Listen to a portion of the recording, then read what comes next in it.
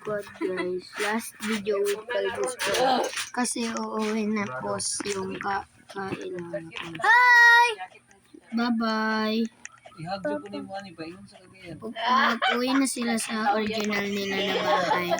Nag-staycation lang kasi sila dito. Nag-staycation sila ng ilang araw para sa piano class. So, Nalaglag naman ako. Last day of ilang trabaho tigay mo tulungan di ba? Kalbo Squad po. Announcement po to. Wala na pong Kalbo Squad. Ay buto siya kay sige, buto siya. Video na po ito. Baka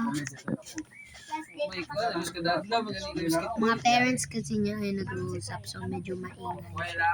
So, yan lang guys. Baka magagalit.